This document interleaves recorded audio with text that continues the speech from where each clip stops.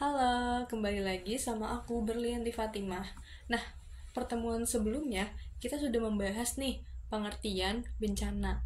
Nah, pada pertemuan kali ini kita akan membahas topik yang sangat penting bagi kita ketahui. Dari materi ini kita akan mengungkap nih apa saja jenis-jenis bencana, mulai dari bencana alam, bencana non-alam, maupun bencana sosial yang seringkali dipicu oleh aktivitas manusia. Oke, dampak-dampak bencana itu banyak sekali terjadi kerugian. Kerugian bencana itu tidak hanya berupa harta benda maupun kerusakan lingkungan, tetapi dampak bencana itu juga berdampak pada psikologis kita sebagai manusia karena adanya korban jiwa. Nah, mengapa sih kita perlu mempelajari tentang bencana? Pertama, ada 4 hal, yaitu kita dapat mencegah. Dengan memahami jenis-jenis bencana, kita dapat nih melakukan tindakan pencegahan saat terjadi bencana. Yang kedua, yaitu mitigasi. Kita juga dapat merencanakan nih langkah-langkah mitigasi yang tepat untuk mengurangi risiko kerugian bencana. Lalu yang ketiga, evakuasi. Saat terjadi bencana, kita sudah tahu nih harus melakukan evakuasi seperti apa agar kita aman dari bencana. Lalu yang keempat, itu pemulihan. Nah, setelah terjadi bencana, pengetahuan tentang jenis-jenis bencana itu akan sangat membantu kita dalam proses pemulihan. Oke, yang pertama kita akan membahas nih tentang bencana alam. Apa sih bencana alam? Bencana alam itu adalah peristiwa atau serangkaian peristiwa yang disebabkan oleh alam. Antara lain seperti gempa bumi, gunung meletus, banjir, kekeringan, angin topan, dan lain sebagainya. Nah, bencana alam ini dibagi menjadi 3 lagi nih teman-teman, yaitu bencana alam geologi, bencana alam meteorologi dan klimatologi, dan juga bencana alam ekstraterestrial. Oke, kita bahas satu persatu, yaitu bencana alam geologi. Nah, bencana alam geologi ini tuh terjadi oleh aktivitas geologi atau pergerakan kerak bumi. Nah, bencana ini tuh umumnya berkaitan langsung dengan dinamika bumi seperti pergerakan tektonik, aktivitas vulkanik, proses erosi maupun sedimentasi. Nah, yang kedua ada bencana alam meteorologi dan klimatologi. Nah, bencana alam ini tuh dipengaruhi oleh kondisi atmosfer seperti tekanan udara, suhu, kelembapan udara, dan juga pergerakan angin. Lalu yang ketiga, ada bencana alam ekstraterestrial, yaitu berasal dari luar atmosfer bumi yang disebabkan oleh fenomena astronomi. Nah, bencana ini tuh jarang terjadi ya teman-teman. Nah, walaupun bencana ini jarang terjadi, tapi bencana ini tuh berpotensi besar akan mempengaruhi kehidupan di muka bumi ini. Contoh bencana alam geologi ini tuh ada banyak ya teman-teman. Contohnya itu gempa bumi. Nah, apa sih gempa bumi ini? Gempa bumi ini tuh terjadi karena adanya pergeseran lempeng tektonik atau aktivitas di dalam kerak bumi yang menyebabkan getaran atau pergeseran tanah. Nah, karakteristik dari gempa bumi itu waktunya relatif singkat dan juga bersifat menghancurkan atau merusak. Nah, yang ketiga yaitu gempa bumi ini tuh tidak dapat dicegah, tetapi dampaknya itu dapat dikurangi oleh mitigasi tadi. Lalu yang keempat, nah bencana gempa bumi ini tuh dapat terulang lagi oleh beberapa faktor. Lalu yang kelima, bencana gempa bumi ini tuh terjadi di lokasi tertentu. Lalu bencana alam geologi selanjutnya ada gunung berapi. Gunung berapi ini tuh aktivitas vulkanik yang menyebabkan keluarnya magma, abu vulkanik, dan juga gas beracun dari gunung berapi. Karakteristik dari gunung berapi itu waktunya sangat lama atau relatif lama. Nah, yang kedua, gunung berapi ini tuh bersifat merusak dan menghancurkan, sama seperti gempa bumi tadi. Nah, tetapi gunung berapi itu kejadiannya dapat diprediksi tetapi tidak dapat dicegah. Dan juga karakteristik dari gunung berapi itu menyebabkan mengeluarkan material yang berbahaya. Dan juga letusannya itu dapat mengubah iklim global. Selanjutnya ada tanah longsor.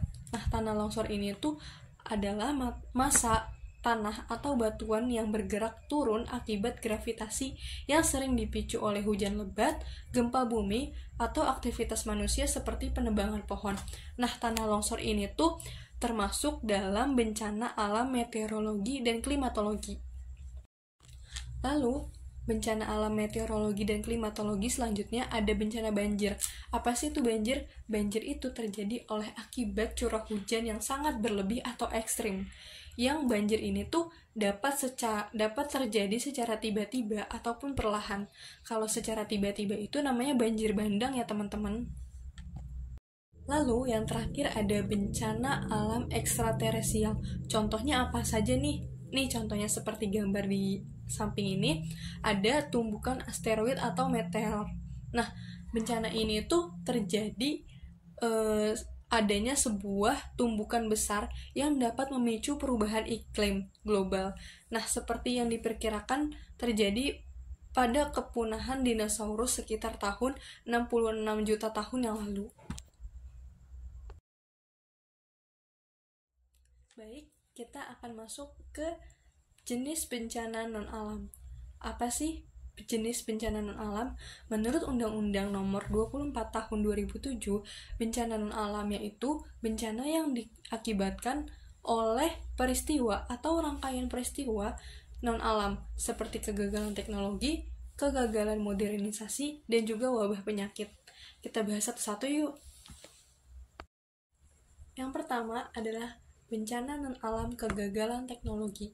Nah, bencana ini tuh terjadi karena malifungsi atau kegagalan sistem teknologi yang dapat berdampak pada kesehatan, keselamatan, maupun ekonomi masyarakat. Nah, kegagalan teknologi ini tuh biasanya terjadi secara tiba-tiba tanpa ada peringatan sebelumnya. Nah, bencana itu dapat menyebabkan kerugian besar, terutama di wilayah perkotaan yang kawasan industrinya itu sangat bergantung pada teknologi. Nah, bencana ini contohnya itu kecelakaan baik darat, laut, maupun di udara. Contohnya pada gambar ini ada kecelakaan nuklir di Fukushima, Jepang. Kenapa?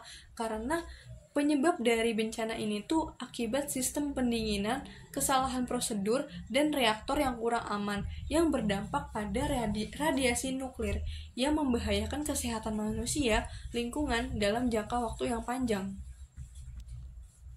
Reaktor nuklir pelindung inti radioaktif memang masih utuh dan belum ada tanda-tanda kebocoran. Thank God, the vessel itself, which contains the superhot uranium, thank God that was intact.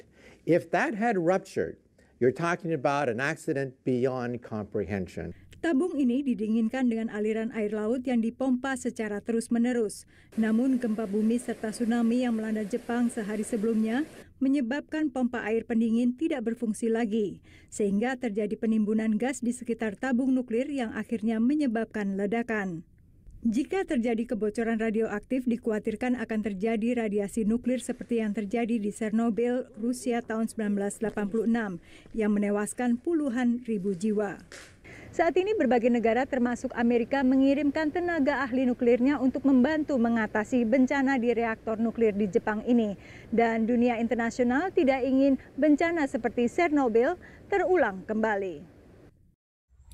Yang selanjutnya adalah bencana non-alam kegagalan modernisasi, yaitu bencana yang terjadi ketika proses modernisasi atau pengembangan teknologi ini tuh tidak berjalan sesuai rencana atau sesuai harapan. Nah, bencana ini tuh dapat menghasilkan dampak yang negatif signifikan bagi kehidupan masyarakat, lingkungan, dan juga ekonomi. Contohnya, pada adopsi teknologi yang tidak sesuai, penggunaan teknologi yang tidak sesuai dengan kondisi sosial, budaya, maupun ekonomi suatu masyarakat itu.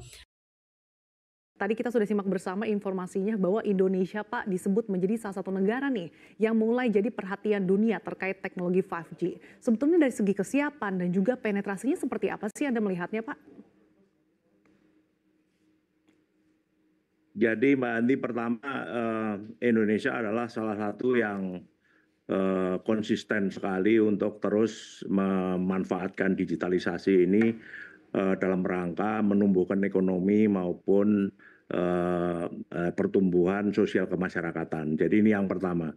Karena kita percaya maka pertumbuhan infrastruktur internet khususnya itu terus didorong baik oleh pemerintah maupun oleh swasta yang memanfaatkan banyak sekali teknologi baru. Gitu.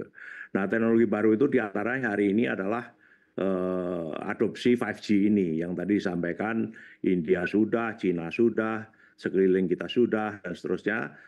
Sudah saatnya kita mulai serius untuk bagaimana bersama-sama dengan pemerintah dan ekosistem ini menumbuh kembangkan, membangun 5G ini. Jadi 5G ini adalah sebenarnya perbedaannya dengan 4G yang kita nikmati sekarang adalah hanya soal kecepatan, di mana kecepatan itu sudah akan melampaui 1 giga secara teoritis gitu ya.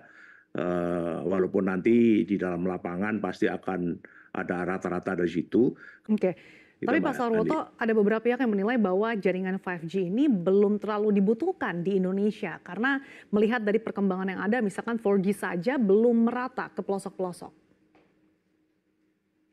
Ya sebenarnya kalau bicara pemerataan sekarang tinggal sedikit sih. Jadi pemerintah melalui Bakti kan sudah terus bekerja keras untuk memeratakan internet ini, dan saya rasa masih tinggal 2-3% lagi lah daerah 3T itu yang belum terlayani. Tetapi lagi-lagi bencana non alam selanjutnya yaitu wabah penyakit. Ini tuh terjadi ketika suatu penyakit menular yang menyebar dengan cepat dengan luas. Contohnya pada tahun 2019 hingga 2021 itu terdapat bencana penyakit COVID-19 yang menyebar ke Indonesia. Ini tuh menyebabkan angka kematian di Indonesia itu meningkat. Contohnya pada gambar diagram ini, total kematian COVID-19 itu sekitar 42,1% di Indonesia pada tahun 2021. Lalu kita masuk ke jenis-jenis bencana yang terakhir.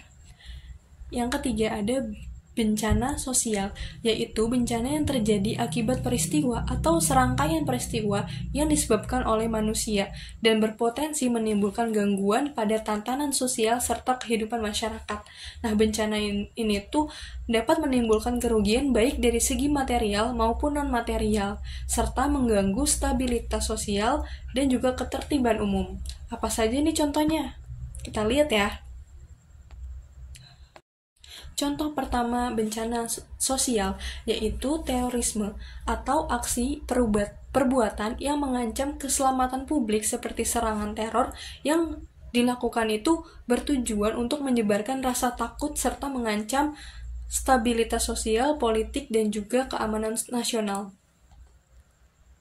Terorisme terparah dalam sejarah Indonesia adalah bom Bali pertama pada 12 Oktober tahun 2002. Kala itu beberapa kafe di Jalan Legian, Kuta, Bali diledakkan serangan bom.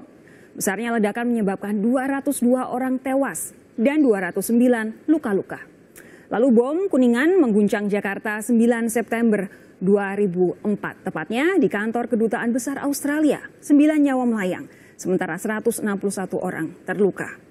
Bali kembali diserang dengan peristiwa bom Bali kedua 1 Oktober 2005. Ada 3 pengeboman di Kuta dan Jimbaran, Bali.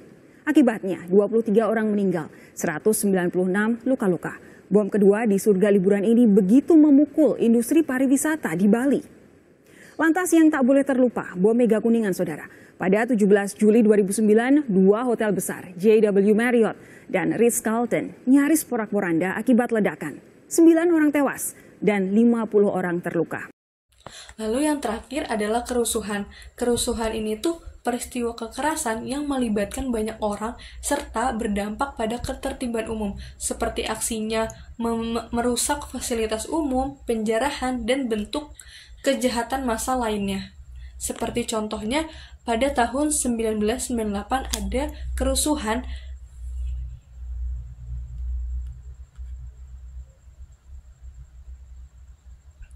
ada kerusuhan yang menandai dipicu oleh kombinasi krisis ekonomi, ketidakpuasan terhadap pemerintah, serta isu sosial politik yang telah lama terpendam.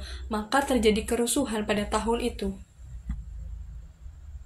Pembakaran kendaraan dan pusat-pusat pertokoan.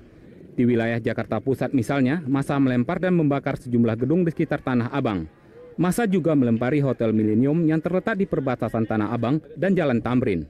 Massa kemudian bergerak di Jalan Budi Kemuliaan menuju Jalan Tamrin. Namun petugas segera datang untuk memblokir dan mengamankan kawasan ini. Baik, kita sudah ada di pengunjung materi nih. Kita akan ringkas sedikit ya pada materi kali ini, yaitu jenis-jenis bencana dibagi lagi menjadi 3, yaitu bencana alam, bencana non-alam, dan bencana sosial. Bencana alam ini contohnya ada gempa bumi, tanah longsor, gunung berapi, banjir, dan juga lain sebagainya. Bencana non-alam itu terjadi karena peristiwa non-alam seperti kegagalan teknologi, wabah penyakit, dan juga kegagalan modernisasi. Yang ketiga, ada bencana sosial, bencana yang terjadi oleh aktivitas manusia yang mengubah tatanan sosial. Contohnya seperti terorisme dan juga kerusuhan. Pada materi selanjutnya, kita akan membahas nih dampak-dampak dari bencana dalam kehidupan sehari-hari kita. Nah, dampak ini tuh tidak hanya dapat berupa dampak negatif, tetapi kita lihat nih, nanti kita akan kaji apa saja dampak positifnya bagi kehidupan kita. Sampai jumpa di pertemuan selanjutnya. Bye-bye.